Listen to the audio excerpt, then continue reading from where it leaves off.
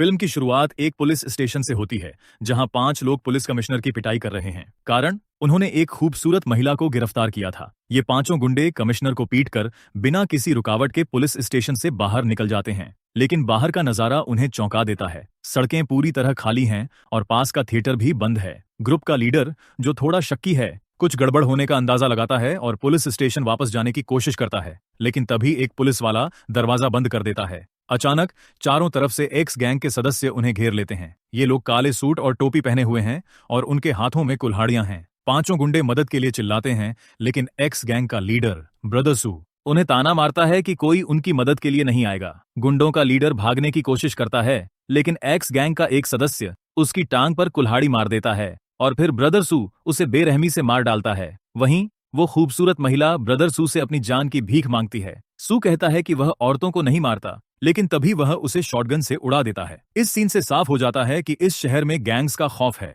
और x gang सबसे खतरनाक है। पुलिस भी इनके सामने बेबस है, क्योंकि सामाजिक अशांति और अव्यवस्था के कारण गैंग्स खुलेआम अपना काम करते हैं। कहानी अब पिक्सी एल नामक एक गरीब बस्ती की ओर बढ़ती है। यह एक ऐसी जगह है जहां छोटे छोटे घर हैं और इनका मालिकाना हक एक मध्यम आयु के दंपति के पास है। ये दोनों किराए के साथ साथ अपने किराएदारों से खाने पीने की चीजों के लिए भी पैसे वसूलते हैं। लैंडलॉर्ड, मकान मालिक, तो औरतों के साथ छेड़खानी भी करता है। इस बस्ती के लोग मेहनती लेकिन गरीब हैं। एक दिन एक किराएदार नहा रहा होता है, तभी नल से पानी आना बंद हो जाता है। वह लैंडलेडी को बुलाकर शिकायत करता है। लैंडलेडी, जो एक चिड़चिड़ी और तेज तर्रार औरत है, सीढ़ियों से उतरती हुई आती है और उस आदमी को गालियां देना शुरू कर देती है। वह कहती है कि किराएदार किराया नहीं देते, इसलिए वह हफ्ते में 4 दिन पानी बंद कर देगी। वह बाकी किराएदारों को भी कोसती है और शिकायत करने वाले को थप्पड़ मार देती है। लेकिन यहाँ ट्विस्ट है, लैंडलॉर्ड और लैंडलेडी कोई साधारण लोग नहीं हैं। वे दोनों रिटायर्ड कुंग फू मास्टर्स हैं, जिनके पास असाधारण शक्तियां हैं। लैंडलेडी अपने कमरे में लौटती है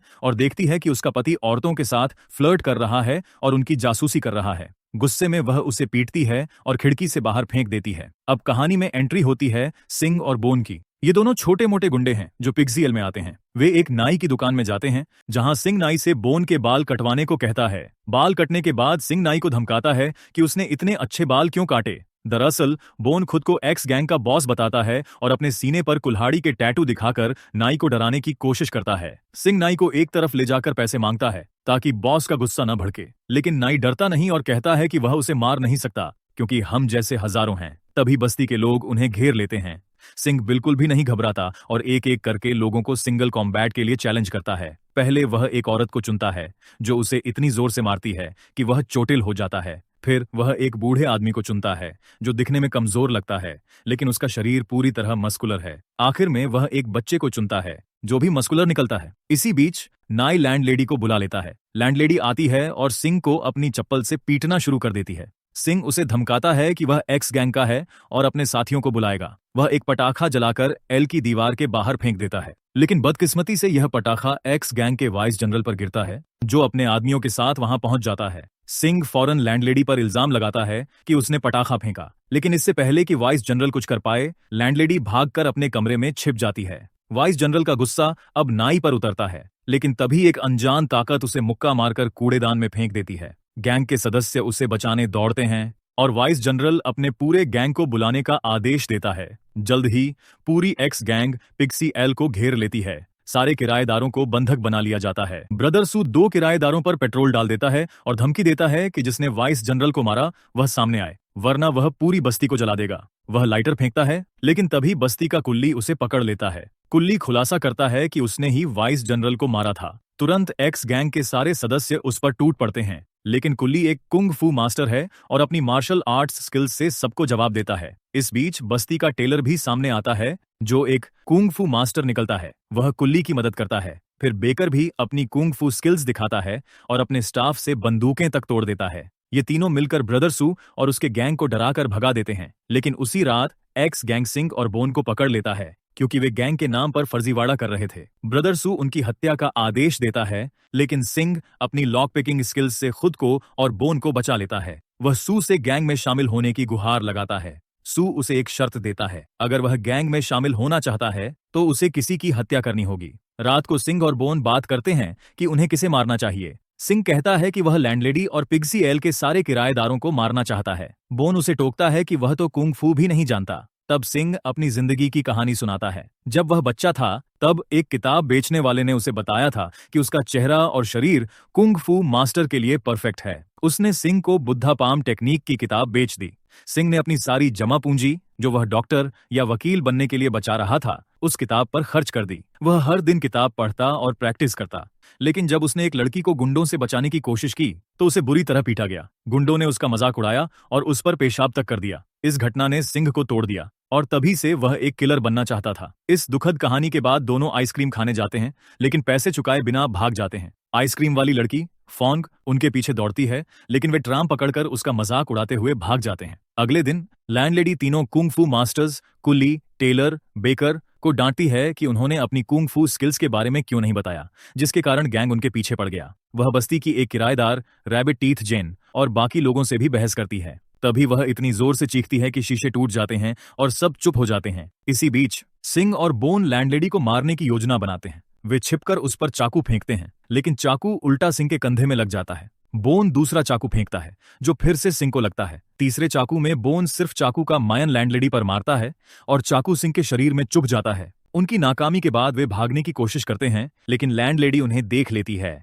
बोन डराने के लिए एक बड़ा डिब्बा उठाता है जिसमें सांप निकलते हैं। सांप सिंह पर गिर जाते हैं और जब वह उन्हें भगाने के लिए सीटी बजाता है तो वे उसके होंठ पर काट लेते हैं। लैंडलेडी सिंह का पीछा करती है, लेकिन वह हाईवे पर भाग निकलता है। अगली सुबह बोन सिंह से मिलता है और देखता है कि उसकी चोटें पूरी तरह ठीक हो चुकी हैं। वे दो अंधे लोगों का मजाक उड़ाते हैं जो एक बड़ा बैग लिए जा रहे हैं। ये दोनों वास्तव में ब्लाइंड कुंग फू मास्टर्स हैं, जिन्हें एक्स गैंग ने पिक्सी एल के 3 मास्टर्स को मारने के लिए हायर किया है। उसी रात ब्लाइंड मास्टर्स पिक्सी एल पहुंचते हैं। एक मास्टर तुरंत कुली को मार देता है, दूसरा टेलर से लड़ता है जो उसे हरा देता है। लेकिन बाहर निकलने पर टेलर को दोनों ब्लाइंड मास्टर्स घेर लेते हैं। वे एक म्यूजिकल इंस्ट्रूमेंट का इस्तेमाल करके टेलर पर हथियारों की बौछार करते हैं। बेकर टेलर की मदद करता है, लेकिन दोनों मिलकर भी ब्लाइंड मास्टर्स को नहीं हरा पाते। जब ब्लाइंड मास्टर्स अंतिम प्रहार करने वाले होते हैं, तभी लैंडलेडी अपनी जोरदार चीख से उन्हें रोक देती है। लैंडलॉर्ड अचानक प्रकट होता है और ब्लाइंड मास्टर्स के इंस्ट्रूमेंट को तोड़ देता है। वह अपनी कुंग फू स्किल्स से दोनों को आसानी से हरा देता है। लैंडलेडी फिर से चीखती है, जिससे दोनों मास्टर्स के कपड़े फट जाते हैं। वे जान की भीख मांगते हैं और भाग जाते हैं। लैंडलेडी ब्रदर सू को धमकी देती है कि वह दोबारा उनकी बस्ती में न आए। बस्ती कुली और टेलर की मौत का शोक मनाती है। बेकर, जो जिंदा बचता है, लैंडलॉर्ड और लैंडलेडी की तारीफ करता है और मर जाता। दंपति बताते हैं कि वे साधारण जिंदगी जीना चाहते हैं क्योंकि उनका बेटा कुंग फू की वजह से मर गया था। नाई उनसे कुंग फू सिखाने की गुजारिश करता है, लेकिन लैंडलेडी कहती है कि कुंग फू सीखना आसान नहीं जब तक कि कोई जन्मजात प्रतिभाशाली ना हो। नाई अपनी स्किल्स दिखाने की कोशिश करता है, लेकिन एक ही पंच में हार जाता है। अगले दिन सिंह और बोन फिर से फॉन्ग को देखते हैं और उससे पैसे छीनते हैं। तभी फॉन्ग सिंह को एक कैंडी बार दिखाती है। वह मूक गूंगी है और इशारों से बताती है कि वह उसे पहचानती है। वह वही लड़की है जिसे सिंह ने बचपन में गुंडों से बचाने की कोशिश की थी। सिंह कैंडी बार फेंक देता है और भावुक होकर भाग जाता है। वह बोन को सारे पैसे देकर उसे गांव लौटने को कहता है। तभी एक्स गैंग के 2 सदस्य सिंह को पकड़ लेते हैं। उसे ब्रदर सू के पास ले जाया जाता है, जो उसे गैंग में शामिल होने का आखिरी मौका देता है। सिंह को एक मानसिक अस्पताल ले जाया जाता है, जहां गैंग का सलाहकार उसे एक नक्शा देता है और आखिरी सेल से एक आदमी को रिहा करने को कहता है। सिंह वहां पहुंचता है और कई चेतावनियों के बावजूद अपनी लॉक पिकिंग स्किल्स से सेल खोल देता है। अंदर एक मध्यम आयु का आदमी है, मिस्टर बीस्ट, जो बिल्कुल साधारण दिखता है। उसे गैंग के हेडक्वार्टर ले जाया जाता है, जहां कोई उसे गंभीरता से नहीं लेता। सलाहकार उससे कीमत पूछता है, लेकिन बीस्ट कहता है कि उसे पैसे नहीं बल्कि एक योग्य दुश्मन चाहिए। ब्रदर सू उसे टेस्ट करने के लिए अपने आदमियों से पिटवाता है। बीस्ट सारी मार सह लेता है और एक बंदूक छीनकर खुद को गोली मारता है, लेकिन गोली को अपने 2 उंगलियों से पकड़ लेता है। ये देखकर गैंग वाले हैरान रह जाते हैं और बीस्ट का सम्मान करते हैं। तभी बीस्ट दीवार तोड़कर कैसीनो में पहुंचता है, जहां लैंडलॉर्ड और लैंडलेडी एक्स गैंग से निपटने के लिए इंतजार कर रहे हैं। एक शानदार कुंग-फू फाइट शुरू होती है, लेकिन बीस्ट इतना ताकतवर है कि वह लैंडलॉर्ड और लैंडलेडी के सारे प्रहार आसानी से झेल लेता है। वह दोनों को बुरी तरह पीटता है।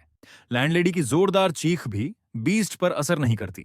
आखिरकार लैंडलेडी एक अंतिम हथियार का इस्तेमाल करती है।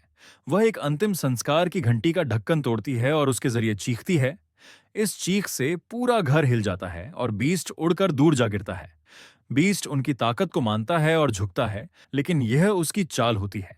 वह अपने लॉर्ड स्पेन से उन पर हमला करता है और दोनों को लॉक में जकड़ लेता है। ब्रदर सू सिंह को बीस्ट के सिर पर लकड़ी की रेलिंग मारने को कहता है, लेकिन सिंह इसके बजाय सू को मारता है और फिर बीस्ट के सिर पर रेलिंग तोड़ देता है।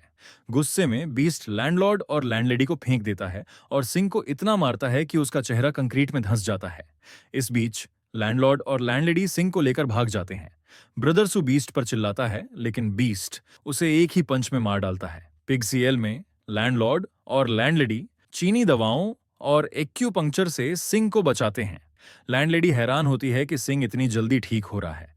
बाहर बीस्ट ने पूरी एक्स गैंग के साथ बस्ती को घेर लिया है। सिंह ठीक हो जाता है और लैंडलॉर्ड लैंडलेडी को आराम करने को कहता है।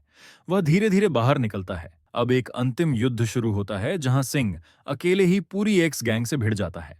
वह एक एक करके सबको हरा देता है। लैंडलॉर्ड और लैंडलेडी चर्चा करते हैं कि बीस्ट ने सिंह की चीफ लो को अनलॉक कर दिया, जिससे उसकी असली ताकत बाहर आई। अब सिंह का सामना बीस्ट से होता है। दोनों के बीच एक जबरदस्त लड़ाई होती है। बीस्ट अपनी टॉड स्टाइल टेक्निक का इस्तेमाल करता है जो उसे और खतरनाक बनाती है। वह सिंह को एक जोरदार प्रहार से आसमान में उड़ा देता है। बादलों के ऊपर सिंह को बुद्धा का आशीर्वाद मिलता है। वह अपनी बुद्धा पाम टेक्निक को याद करता है और नीचे आकर बीस्ट को जमीन में धंसा देता है। बीस्ट हार मान लेता है, लेकिन फिर चालाकी से सिंह पर हमला करता है। सिंह दोबारा बुद्धा पाम का इस्तेमाल करता है, जिससे दीवार पर एक विशाल हथेली का निशान बन जाता है। बीस्ट आखिरकार हार मान लेता है और सिंह को अपना मास्टर स्वीकार करता है। कुछ समय बाद सिंह और बोन एक कैंडी शॉप खोल लेते हैं। फोंग दुकान के बाहर आती है और सिंह उसे देखता है। दोनों आखिरकार मिलते हैं। फिल्म का अंत उस किताब बेचने वाले के साथ होता है जो एक छोटी लड़की को वही कुंग फू किताब बेचने की कोशिश करता है।